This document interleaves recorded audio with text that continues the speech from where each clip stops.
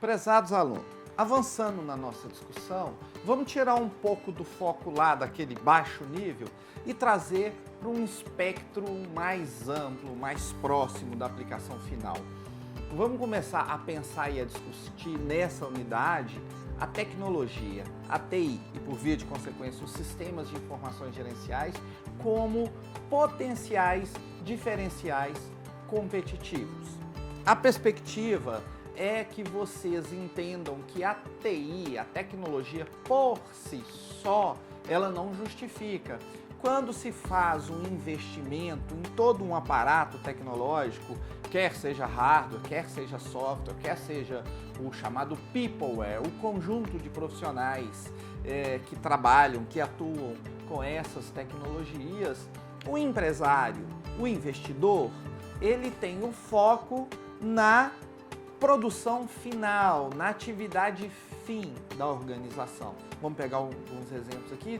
Se fosse numa indústria calçadista, o objetivo é usar o aparato tecnológico para ajudar a produzir mais sapatos, sapatos de melhor qualidade. Se fosse numa instituição de ensino, o uso do aparato tecnológico, como é o nosso caso aqui nesse momento, é para construir no aluno mais possibilidades de aprendizagem, para ofertar-lhe mais recursos didáticos, pedagógicos. Pois bem, um autor de bastante renome no que diz respeito à informação, Pruzak, que normalmente trabalha, publica de maneira associada ao Davenport, eles nos ajudaram a mapear o seguinte: década de 50, lá nos primórdios da computação ou da TI, a informação estava muito ligada a aspectos burocráticos. Década de 60, 70, começou-se a perceber a informação como um recurso muito mais ligado ao controle. Estava na ênfase ali daquela produção mais industrial, mais em série. Década de 70 e 80, 70 começou uma transição com o advento dos transistores, uma possibilidade mais próxima da gestão dos eventos, não somente do controle, mas alguma coisa até preditiva. E na década de 90 em diante, que é o momento atual, a informação passou a ser considerada como o ativo mais valioso das instituições. E via de regra, a informação ela é transmitida, ela é armazenada através do aparato tecnológico. Normalmente numa camada um pouco mais baixa que a gente chama de dado. Vocês já devem ter ouvido a expressão banco de dados. Qual que é a diferença conceitual? Dado é bruto. Por exemplo, se eu lhe disser o seguinte: a temperatura hoje é 20 graus. Informação, eu agrego valor, eu já trago numa escala. 20 graus Fahrenheit no países na América do Norte, ou 20 graus centígrados ou Celsius. 20 graus Celsius no Brasil é um clima ameno. Disso eu já tenho, então já agrego valor, que é uma informação. Qual que é a camada mais alta que eu agrego nesse contexto? O conhecimento. 20 graus não é o caso, mas imagina que fossem 12 graus. Provavelmente a sua mãe te diria o seguinte: menino, põe um agasalho, porque tá frio.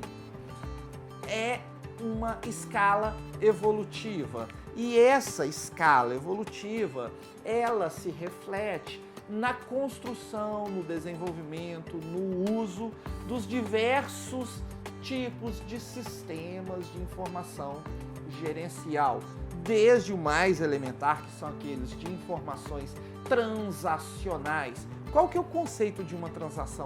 O exemplo clássico em qualquer livro de TI é uma transação bancária.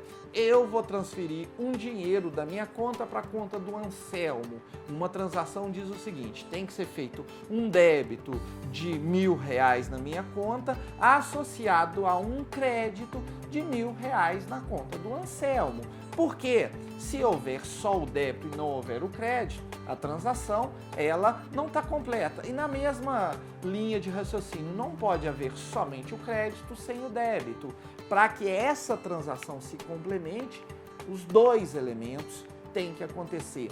Os sistemas transacionais normalmente funcionam assim.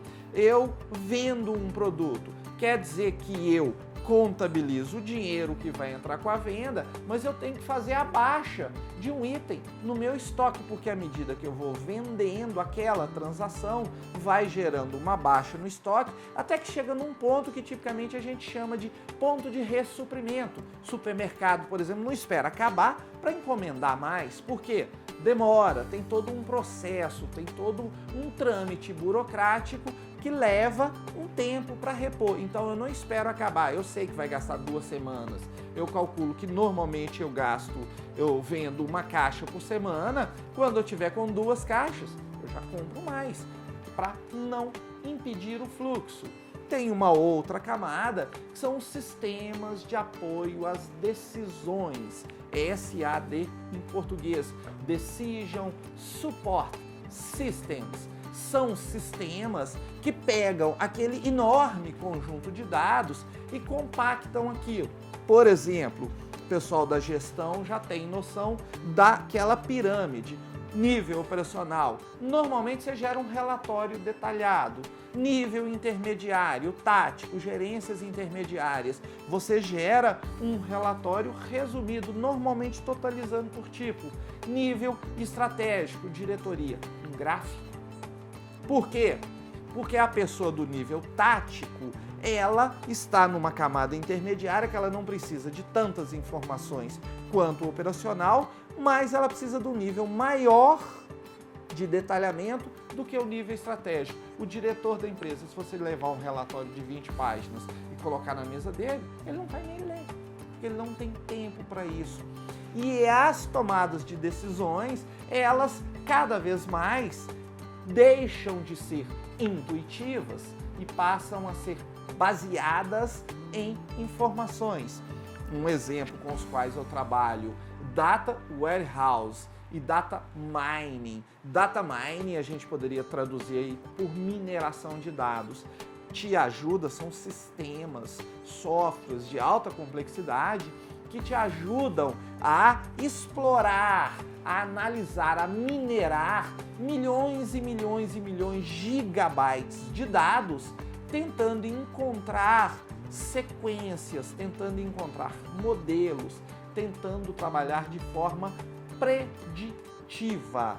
A indústria da segurança, a indústria da financeira trabalha muito nesse modelo, tentando buscar alternativas. E tem um outro exemplo que eu gosto sempre de trabalhar, que é o Computer Supported Collaborative Work, CSCW. São sistemas que permitem você trabalhar de forma à distância, sem estar no mesmo local, simultaneamente com outras pessoas. Uma equipe aqui, uma equipe na Argentina, uma equipe na Espanha, uma equipe na América e uma equipe no Japão.